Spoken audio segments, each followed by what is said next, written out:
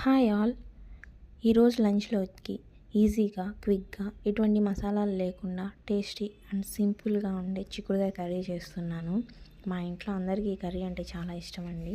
మీకు ఎవరెవరికి ఇష్టమో కామెంట్ చేయండి. ఈరోజు టాపిక్ వచ్చేసేసి ఎగ్జామ్స్ దగ్గరికి వస్తున్నాయి కదా.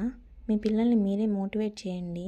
మీకు అన్ని మార్క్స్ రావాలి, ఎన్ని మార్క్స్ రావాలి, లేకపోతే ఊరుకోను అని ఒత్తిడి చేయొద్దు. ఇష్టంగా కష్టపడి చదువు, మైండ్ ప్లెజెంట్గా ఉంచుకో, స్ట్రెస్ ఫీల్ అవ్వద్దు అని మీ పిల్లలకి మీ చేయి అందించండి.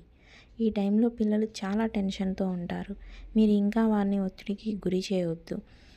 నమ్మకం, పట్టుదల, హార్డ్ వర్క్ ఉంటే ఏదైనా సాధించవచ్చు అని చెప్పండి. ఇంట్లో కూడా పాజిటివ్ వైబ్స్ ఉండేలా చూసుకోండి.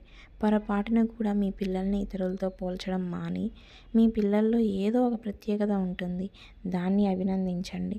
ఫలితాల గురించి కాకుండా వారు ఎంత కష్టపడుతున్నారో దానిని గురించి మెచ్చుకోండి.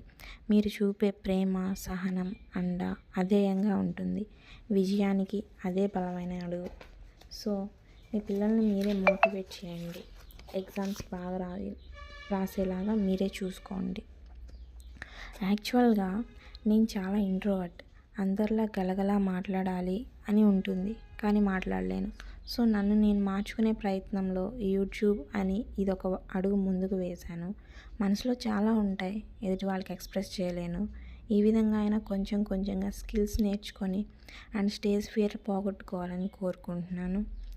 నా వీడియోస్ కనుక మీకు నచ్చుతున్నట్లయితే లైక్ చేసి సబ్స్క్రైబ్ చేయండి.